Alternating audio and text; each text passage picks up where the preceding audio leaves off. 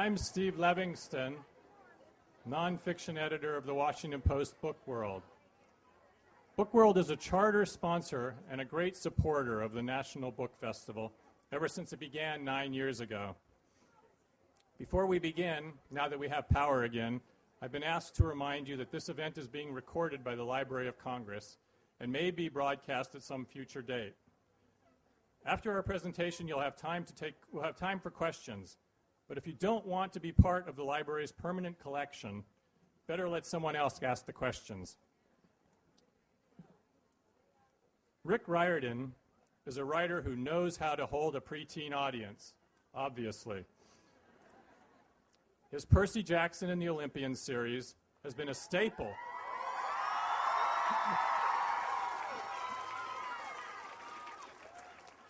A staple on the bestseller list, not for weeks, but for more than 2 years. Percy Jackson, as you know, is 12 and very much like any 12-year-old, except for one thing. He's half God. In the books, Riordan shows the discipline of his 15 years as a middle school teacher of history and English. He keeps true to the fabulous mythological stories he relates, but also entertains with cliffhanging suspense and laugh-out-loud fun. If Percy Jackson were all that Riordan turned out, it would be more than enough for most mortals. But the man himself must be half God. He is also writing and devising the 39 Clues series,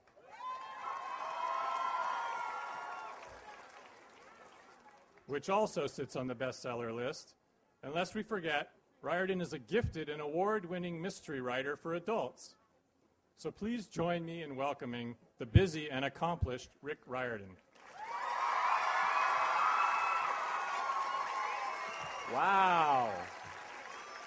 Well, thank you guys. It's great. It's great to be back in D.C. This is my first time at the National Book Festival. I'm really happy to be here. And thank you guys for braving the rain to come out for books today. It's pretty awesome to see so many people here. Now, I never anticipated this. I don't know if you guys know the story of how this all started, but I was writing for adults, and I was writing mysteries, and I was teaching middle school. I taught 6th, 7th, and 8th grade for 15 years. Yeah, for middle school. Woohoo! And, you know, my kids would always say, hey, Mr. Riordan, can I read your books? And I would say, no, they're for adults. You know, they're not appropriate. And they would say, really? And they'd go out and read them, and, you know, they'd come back and underline all the bad words and stuff. And I'd get really embarrassed, and they'd say, well, why aren't you writing something for kids? I mean, you teach with kids. I didn't know what to write about. But then my son, when he was in elementary school, he was having a tough year reading. We didn't really know why at first, but then we found out he's dyslexic, which means the words sort of float off the page when you try to read. And he's also ADHD. He has a lot of trouble sitting still in the classroom. So, of course, reading was tough for him.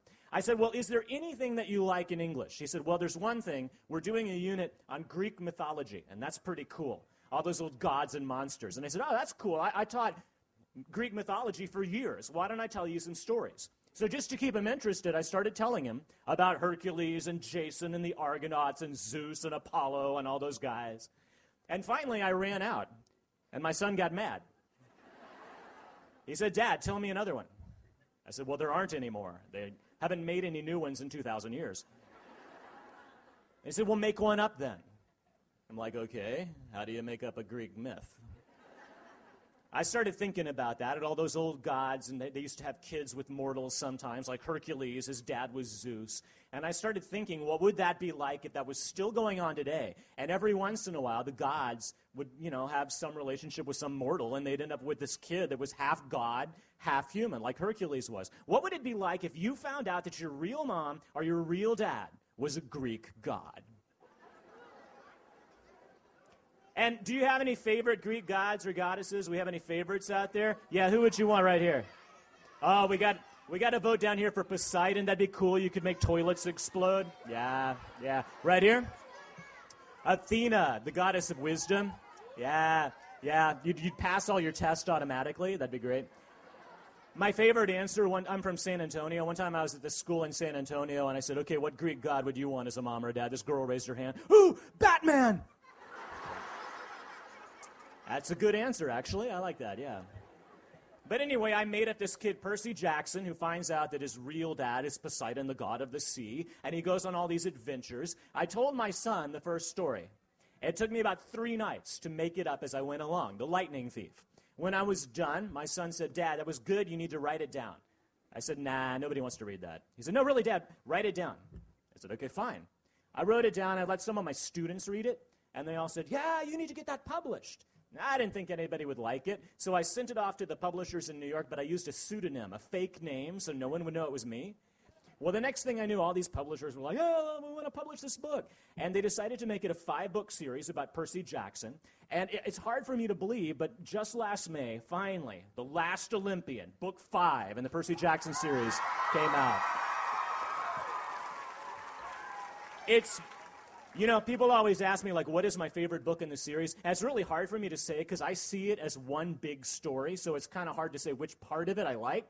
But I got to tell you, writing the ending was really fun. All those things I knew was going to happen to Percy when he turned 16. Well, finally, in The Last Olympian, you get to find out. Now, I always knew the Percy Jackson series would be 5 books. I knew that because I didn't want it to go on, like, so long that I got tired of it, and I didn't want it to be like, book 27, here comes the Minotaur again. You know? But at the same time, as I went around the country talking to people, everybody said, "Well, what about this god? What about that monster? Well, you never talk about what happens at camp." And I started thinking, you know, there are a lot of other stories that I wasn't able to fit in the Percy Jackson series.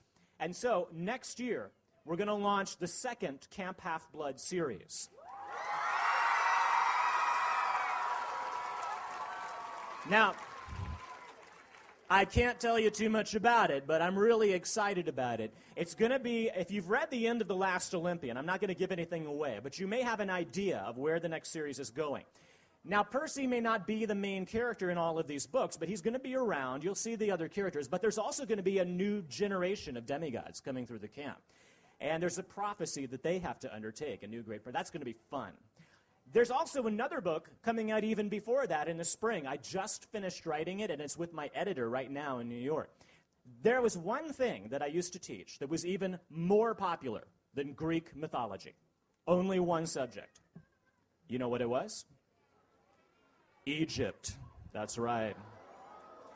And so in the spring, May 4th of this year, you guys get ready because the Egyptian gods are invading the modern world. That's going to be a lot of fun. Looking forward to that. And the other thing I can tell you guys, and then if you guys have any questions, I would love to hear the questions you guys have. My last tour for The Last Olympian in May, I had a really big treat. I was up in Vancouver, Canada, and I got to visit the set of the Lightning Thief movie. It was pretty cool. They put me in this van, and they drove me over this hill into this forest, and it was nighttime. They were doing all their nighttime scenes, so it was all foggy, these big trees. We came over the top of the hill, and there was this huge bonfire as tall as the roof in this tent. And there were 300 people milling around, campers in Greek armor, all the campers there.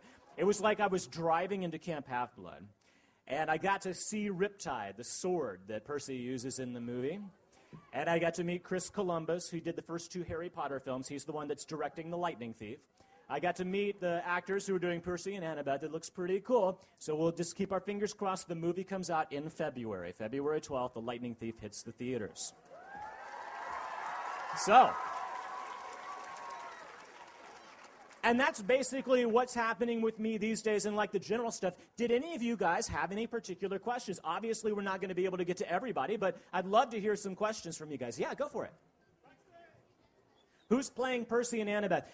The guy who's playing, I mean, it's not going to really mean anything to you just to say their names. They're not like you automatically know them. The guy who's playing Percy is Logan Lerman, and the girl who's playing Annabeth is named Alex Daddario. If you want to see the entire cast, you can go online and just type in Lightning Thief movie, and you can see everybody. Some of the people you might know, Chiron, the centaur, the trainer, he's played by Pierce Brosnan, otherwise known as 007. Yeah. And Medusa, the lovely Medusa, is going to be played by Uma Thurman, so that should be fun. All right, yes, ma'am, in the red with the glasses. Go for it.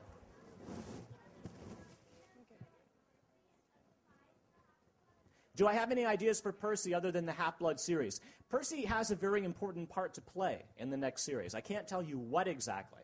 Beyond that, no. I mean, that's going to be like another 5 books, so that's going to keep me busy for a long time. It takes me about a year to write each book. I'm trying to speed it up, but, I can't write them as fast as you guys can read them, and I wish I could. That'd be cool. Yes, sir, in the red. Go ahead. Go for it.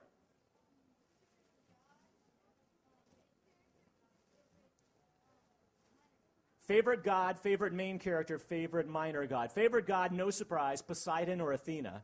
That's why they're so important in the book. Favorite character, aside from Percy and Annabeth, who are like the main characters, I'd have to say either Grover or Tyson. They're so funny. I love writing about them. Minor god, I don't know, probably Nike, the goddess of victory. Yeah, and cool sports shoes too, right? Yeah. All right here. Yes, ma'am.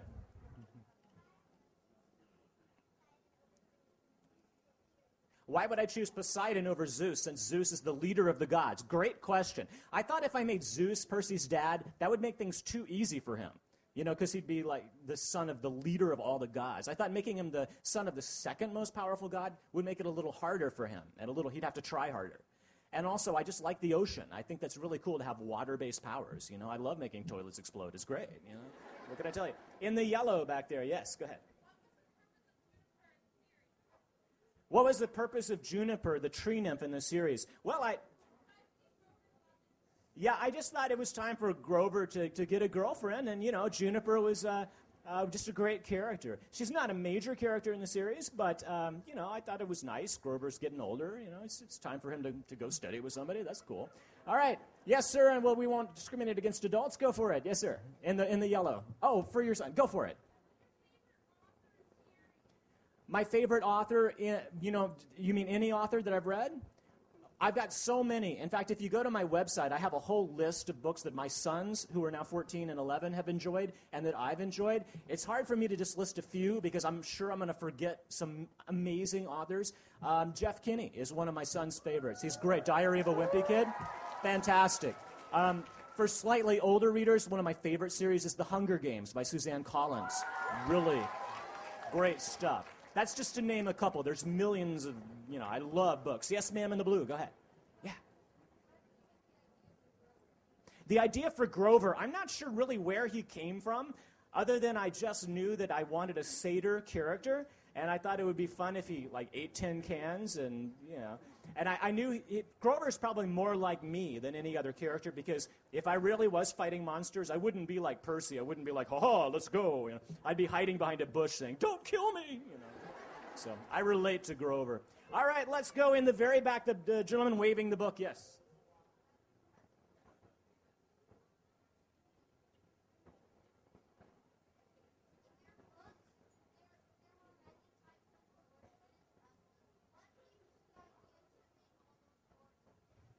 The different kinds of horses. What gave me the idea? Actually, that's a great question. I didn't make up any of those. They're actually from Greek mythology. Even the ones that you might not know about, like hippocampi or the hippolectrion, they're really from Greek mythology. If you go to a museum, you look at some of the Greek vases and stuff, you can find pictures of those monsters. And some are better known than others, but they're all out there. Yes, ma'am, in the pink.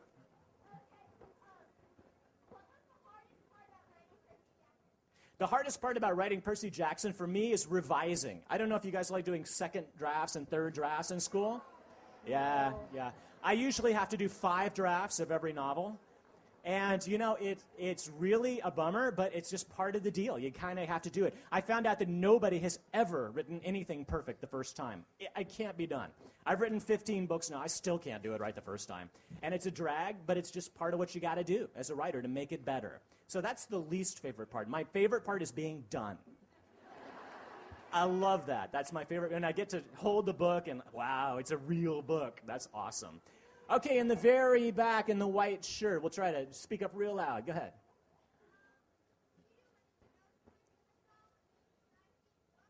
Do I do anything else with mythology besides these books? Not yet.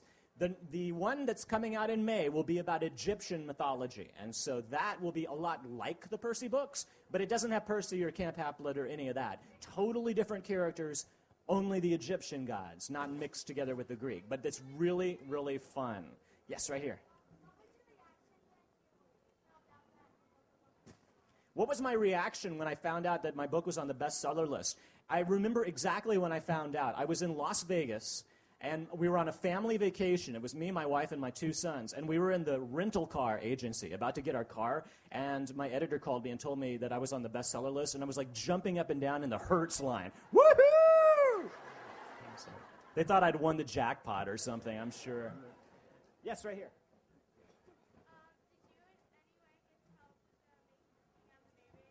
Did I help with the making of the movie? Well, not a whole lot. I got to read the script and I got to make some suggestions, and that's about it. But really, I think that's probably best because I don't know anything about making movies, and if I tried to do it, I would mess it up really bad. And so I'd rather, leave it to them and just cross my fingers. The little bit that I've seen looks really good. I think that it's best to go into a movie not expecting it to be exactly like the book. Because if they tried to make it exactly like the book, the movie would have to be like 12 hours long.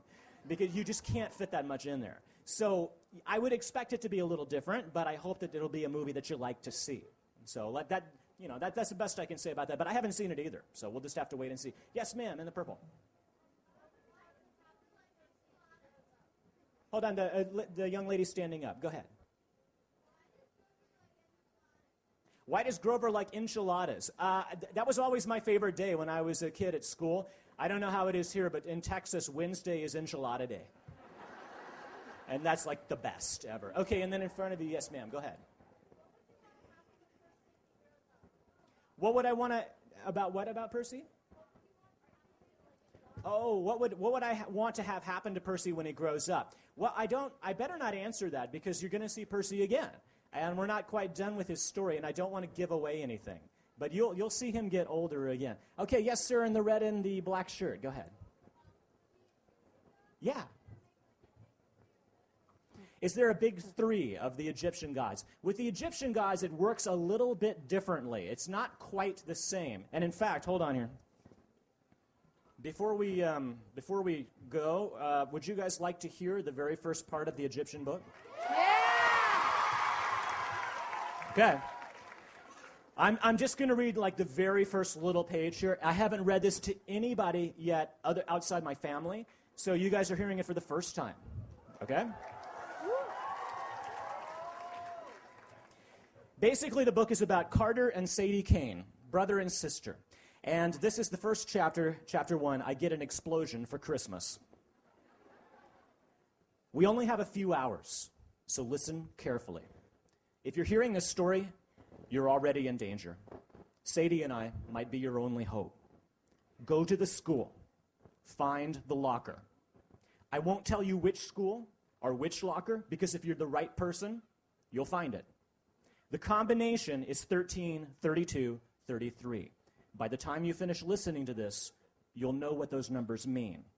Just remember, the story we're about to tell you isn't complete yet. How it ends depends on you. The most important thing, when you open the package and find what's inside, don't keep it longer than a week. Sure, it'll be tempting. I mean, it will grant you almost unlimited power. But if you use it too long, it will destroy you. Learn its secrets quickly and pass it on to the next person the way Sadie and I are doing for you. And then be prepared for your life to get very interesting. Okay, Sadie is telling me to stop stalling.